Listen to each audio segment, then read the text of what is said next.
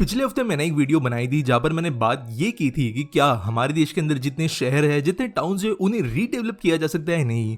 उस वीडियो के अंदर बात करते करते टॉपिक ये भी निकला था कि भारत में जो घरों के डिजाइन्स है वो कंपैरेटिवली वेस्टर्न कंट्रीज से काफी अलग होते हैं। सबबिया की हमने बात की थी जहां पर एक बात निकली थी वुडन हाउसेस की, और मैंने कहा था कि एक वीडियो में बनाऊंगा कि भारत में हम वुडन हाउसेस क्यों नहीं देखते। और कई लोग सिर्फ क्लाइमेट को एक रीजन समझते हैं, लेकिन इसके अलावा भी कई सारे ऐसे फैक्टर्स है जो कि क्लाइमेट से कई ज्यादा अलग है, जो कि हमारे देश के अंदर सीमेंट और ईंट के घरों को ज्यादा प्रेफरेंस दिलाते हैं कंपेयर टू वुडन हाउस। तो उसके बारे में एक बार समझ लेते हैं, लेकिन पहले शॉर्ट में कवर कर लेते हैं कि क्लाइमेट को क्यों ज्यादातर लोग मेजर रीजन मानते हैं देश के अंदर वुडन हाउसेस ना होने के पीछे। अगर हम 100-150 साल पहले जाए तो देश के अंदर जो है ईंट पत्थर के घर के कंपैरिजन में हमें मिट्टी, चट्टान, इन जैसी चीजों से बने हुए घर, हवेलियां देखने के लिए मिलती थी, जिनके अंदर लकड़ी का इस्तेमाल बहुत ज्यादा किया जाता था in terms of framing, Windows वगैरह। तो सीमेंट, ईंट पत्थर जो है वो हमेशा से जो एक प्राइमरी मीडियम है वो भारत के अंदर घर बनाने के लिए नहीं रहा है। क्लाइमेट भी जो है, अगर हम देश के पूरे स्पेक्ट्रम को कंपेयर करें, साउथ से लेकर नॉर्थ तक, नॉर्थ ईस्ट वगैरह तक, और फिर अगर हम जाए कश्मीर वगैरह साइड में भी, तो भी हमें एक चीज नजर आएगी कि वुडन हाउसेज जो है वो कुछ एरियाज के अंदर हमें प्रेफरेबली नजर आते हैं, स्पेसिफिकली बहुत ज्यादा नॉर्दर्न एंड के अंदर। तो वो क्लाइमेट वाला इशू क्या है समझ लेते हैं। ज्यादा लोग कहते ये है कि जो यूएस है, कनाडा है, इन जैसे देशों के अंदर बहुत ज्यादा टेम्परेचर नीचे गिर जाता है, साथ साथ क्लाइमेट वहां का ड्राई है, ह्यूमिडिटी कम है, जिसकी वजह से लकड़ी के घर वहां पर टिकते हैं। बेसिकली वो ज्यादा रिलायबल और ज्यादा लॉन्जिट्यूडिटी के साथ में आते हैं। भारत में क्लाइमेट है गर्म, भारत में क्लाइमेट ऐसा है कि यहाँ पे ह्यूमिडिटी है, जिसकी वजह से अगर लकड़ी के घर बनाए भी जाए तो टर्माइट इन्फेक्शन, इनको फंगस लगना, बेसिकली लकड़ी का सड़ जाना, ये एक प्राइमरी फैक्टर बनने लगेगा पहले 10 से 15 सालों के अंदर ही। और एक घर जो 50 से लेकर 100 साल के बीच के डिजाइन के साथ में आज के डेट में बनाया जाता है, वो 20 से 25 साल में इतना बेकार बन जाएगा कि वो बिल्कुल भी टिक नहीं पाएगा। और इसके लिए क्लाइमेट को ही मेजर रीजन माना जाता है, जो कि कुछ हद तक सही भी है, लेकिन इसके अलावा जो मेजर दूसरे रीजन हैं उन्हें एक एक करके समझना शुरू करते हैं। पहला है लेबर कॉस्ट। कई बार हम समझते हैं कि यूएस के अंदर लेबर जो है उनकी करेंसी के हिसाब से महंगा पड़ता है, भारत के अंदर हमारी करेंसी के हिसाब से हमें वो सस्ता लगता है, लेकिन ऐसा नहीं है। अगर आप per hour labour versus national average income को कंपेयर करो, तो अगर हम यूएस या कनाडा जैसे देशों को कंपेयर करें तो वहां पर लेबर, या आप कह सकते हो वहां की भाषा में जो कॉन्ट्रैक्टर्स होते हैं या बिल्डर्स होते हैं, उनकी सैलरी आप कहिए या जो वेज उनका कहिए, वो बहुत ही ज्यादा महंगा होता है। इनफैक्ट एक एवरेज से उनका कमाई जो है वो ज्यादा ही होती है, जबकि इंडिया में वो सस्ती है। तो हमारे यहाँ पर घर बनने के लिए अगर 6 महीने से साल भर भी लगता है तो वो पूरे घर के कॉस्ट के अंदर का एक छोटा हिस्सा होता है। अगर 1 करोड़ का घर बन रहा है तो उसमें 8-10 लाख रुपए ज्यादा से ज्यादा लेबर कॉस्ट निकल कर आता है, जबकि यूएस के अंदर जो मटेरियल्स कॉस्ट है उसके कंपैरिजन में लेबर कॉस्ट कई बार ज्यादा निकल कर आता है, जिसके कारण वहां पे एक इंपॉर्टेंट फैक्टर होता ये है कि जितना हो सके उतना जल्दी घर बनाया जाए, 30 दिन 2 महीनों के अंदर घर को बनाया जाए। और इस तरीके से घरों को अगर जल्दी बनाया जाना है तो सीमेंट ईंट का काम, जिसे बनाकर रोकना पड़ता है, पानी में भिगोना पड़ता है, एक एक ईंट करके बनाना पड़ता है, रेडीमेड पीसेस उसके नहीं आ सकते, उसकी डिजाइन जो है वो काफी ज्यादा कंस्ट्रेंट होती है, वो टाइम को बढ़ाती है और लकड़ी जो है इन चीजों को कम करती है। इसके लिए यहाँ पर जो है लकड़ी को चूज किया जाता है दूसरे रीजन के हिसाब से। तीसरा रीजन निकल कर आता है मटेरियल कॉस्ट।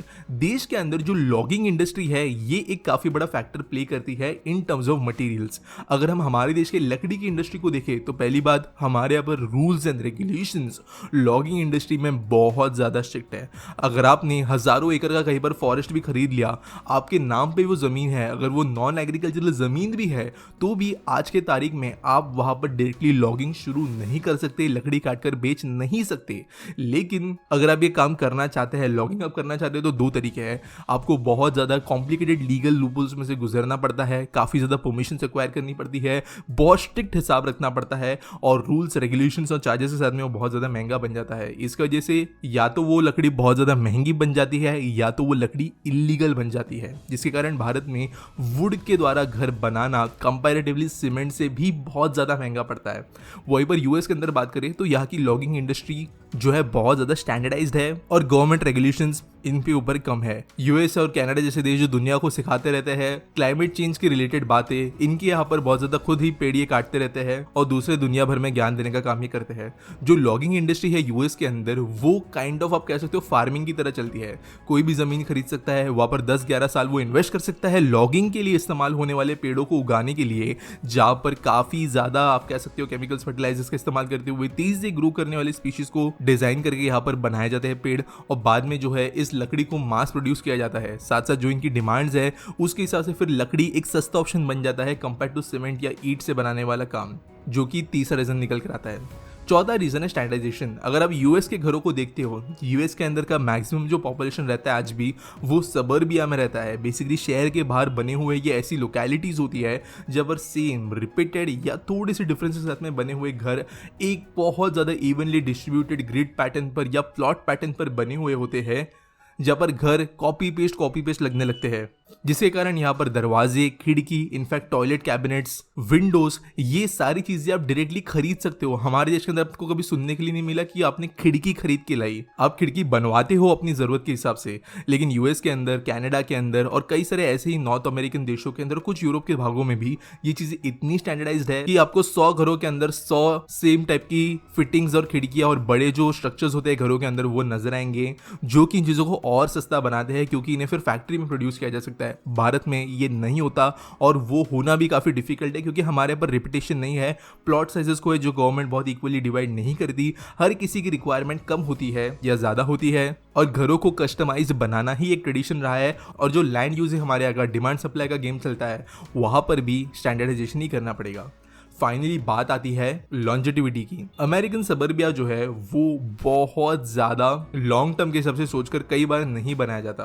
या कि अगर हम बात करें घरों की, तो इनको हमारे देश के कंपैरिजन में कई ज़्यादा क्लाइमेटिक फैक्टर्स का सामना करना पड़ता है, जो कि ईयरली साइकिल से अलग है। या पर मैं ठंड बर्फ़ की बात नहीं कर रहा हूँ, या पर मैं बात कर रहा हूँ हरिकेन्स की, स्टॉर्म्स की, अर्थक्वेक्स की, जो कि यहाँ के क्लाइमेट के हिसाब से ज़्यादा बेहतर ऑप्शन निकल कर आता है लकड़ी के घरों के लिए। अगर घर उड़ भी जाए तो वहाँ पर घरों की कीमतें स्पेशली इनकम के हिसाब से इतनी ज्यादा नहीं है कि कोई फैमिली एक इंश्योरेंस के जरिए या फिर खुद के सेविंग्स के जरिए उसे अफोर्ड ना कर पाए। ऑब्वियसली वहाँ पे स्ट्रगल होगा, लेकिन फिर भी हमारे देश के जैसा वो नहीं होगा।